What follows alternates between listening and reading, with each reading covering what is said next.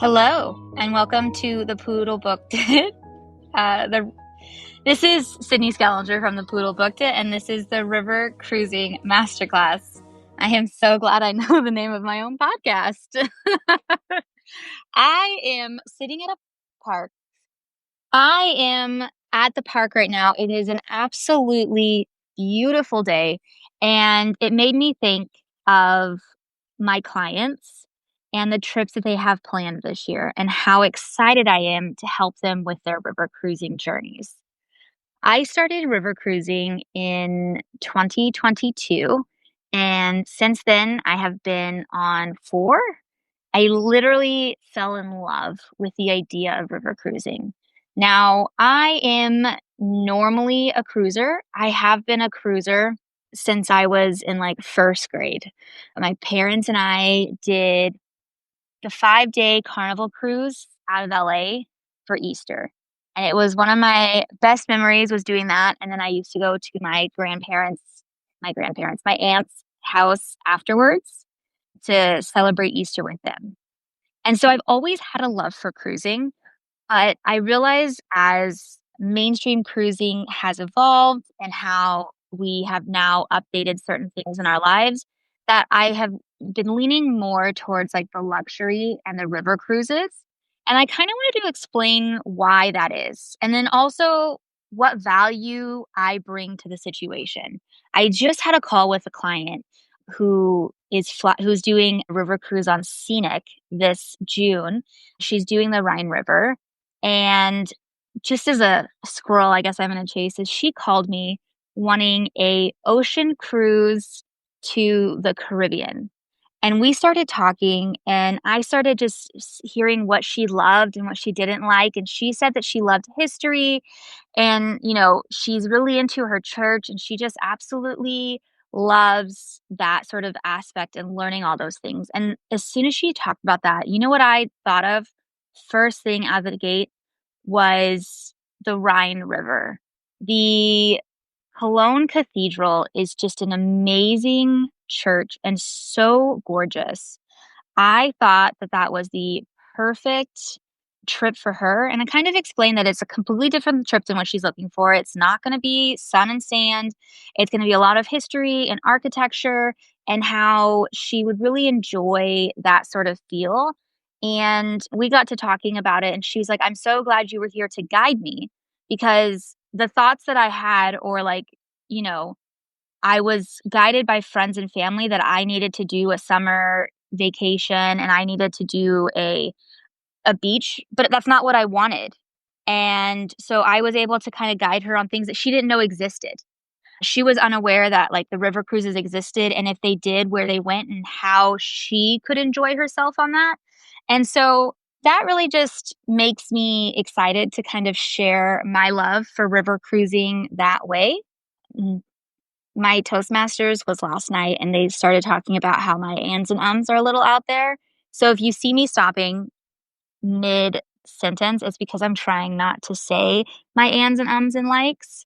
But please don't call me out on this because I know they're not the best. As I was saying, I fell in love with river cruising because I love when going to Europe, being able to explore those small, beautiful cities that sometimes get overlooked when you think of those most popular destinations in Europe. I have done a Mediterranean cruise, 2 actually, and the first one, I just felt so overwhelmed, and I felt like I didn't get to experience the cities, because a lot of the ports on a Mediterranean cruise, unless you're going on a smaller, intimate cruise ship where they get closer, have a lot of travel time. Like, for example, if you're going to Florence, they say the port is Florence, but you have to drive 2.5 hours to get there. So you're doing 12 to 14-hour days and not really being able to experience Europe as it's supposed to be experienced.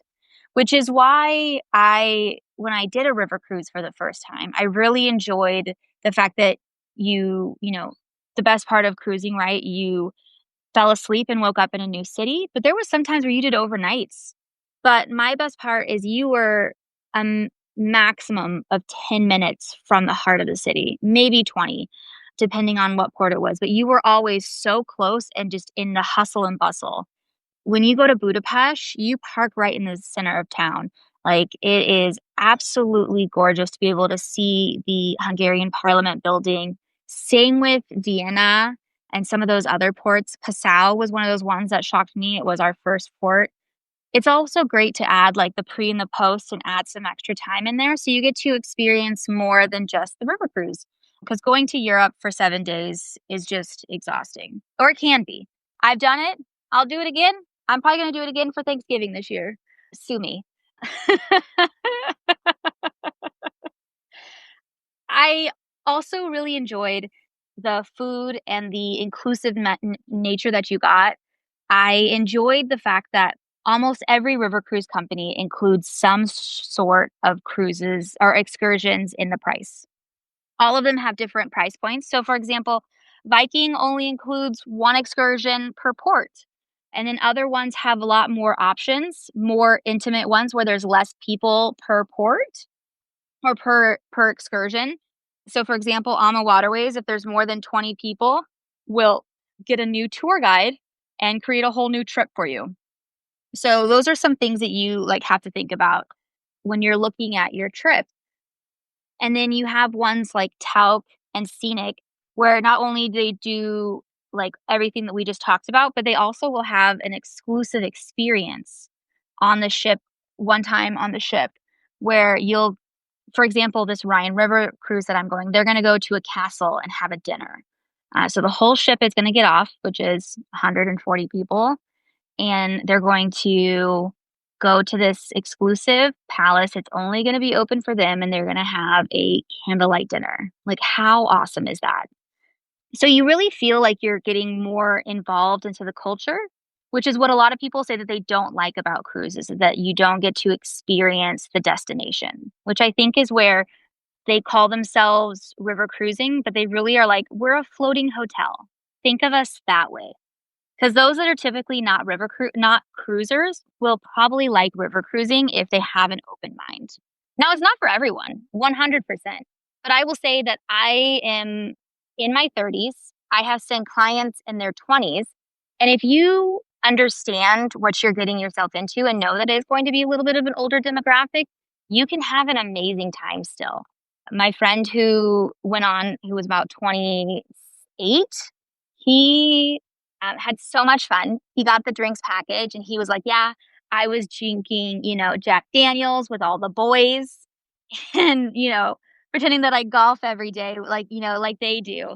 And everyone is so open. I went solo and I had a great time as well. The cruise lines have the first night you have dinner with the captain and you get to meet all the rest of the people who are solo, but everyone on the ship is it's such a small atmosphere that you can find people to hang out with and you can do those things. And I know I've talked about this before in other episodes, but it just really struck me on how much I enjoy the river cruising life and how I think it's a fun way to travel.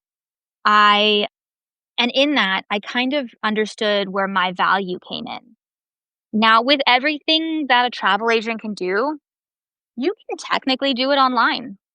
Technically, but I do have some exclusive things that I can offer and things that I can do that the online cannot do. There's also the added benefit of that personalized touch.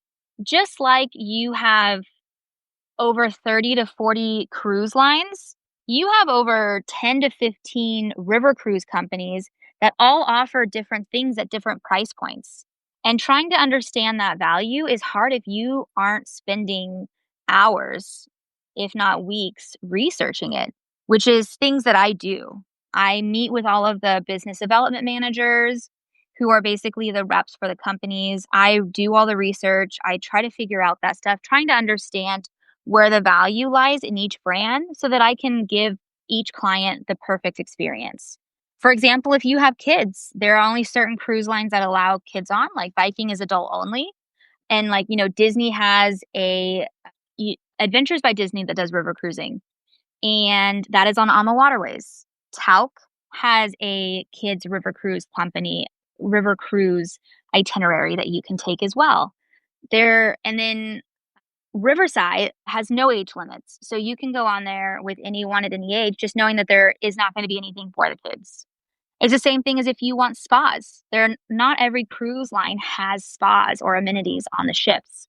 For example, Viking puts on more people so that they can offer those amazing rates that you see, and that's because they have 190 people on the same size ship, but they don't have a spa on board or some of those other things, or like a gift shop, which is really important to my mom. It's the small things in life, but that is one of the things that brings her as much joy as possible.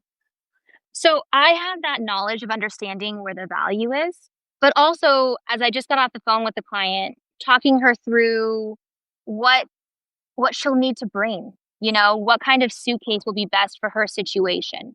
How to set up, transfers to and from the airport to the cruise ship if it's not set up in the trip already. Organizing how to get money. There are so many things online that say that the best place to get euros is at the airport, which is a lie. It is 100% a lie. I don't know where this came from. I think the airlines are, pushing it out. But I honestly think the best place to get it is actually while you're here, unless you're willing to go to a legitimate bank at your destination. Sometimes the cruise lines will be able to exchange some euros out, but I wouldn't bet on that just because if a lot of people do it, they only have so much cash on hand. And so kind of understanding where that is, and that's in my like pre-email that I send out. She's going on a trip in 2 months and my email is 45 days. So still a little behind on that one, but that's just life, right? She's so excited for her trip. It's her first trip that she's gone on in 5 or 6 years. So she is just counting down the seconds. And on that same note, like making sure that you have someone to call. Like you can call or text me and I'll be able to answer and get that for you. If something goes wrong on your trip, I'm there to support you for that. And I don't like to say that worst case scenario, that's why you have a travel advisor because I offer so much additional value in terms of that knowledge, that understanding of the lines and making sure that I can guide you to the right trip for you and what is the best sort of use of your vacation time because we only have so much time on this earth. It's not even just about money, right? It's about how much time we have on earth and how much time we want to dedicate towards a bad trip. I mean, any vacation is a great vacation in my books, but that's a lie. I have done some vacations where I was like, I just want to go home. If if it doesn't fit your personality, if it's just not the right trip for you, it definitely, you get upset because you're like, how much money have I wasted on this? So that is why you have a travel advisor who can help you and mitigate those sort of things. Is it going to be perfect all the time? And am I going to be able to make sure that nothing goes wrong on your trip? No. I wish I was that perfect, but I unfortunately am not. But I can help guide you to the best thing. And if there is a hiccup, if your flight gets delayed, I am there to research which the best ones are so that I'll either be online trying to figure out how I can get you changed to the next best flight.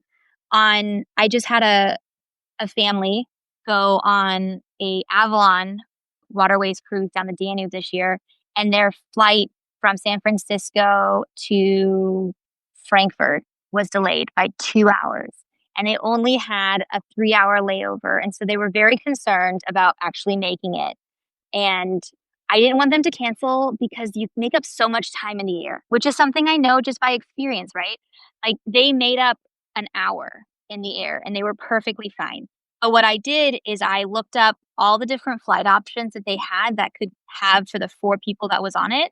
I gave them 3 options to ask when they got there if they weren't able to make it to change that flight so that they could get to Budapest as quickly as possible.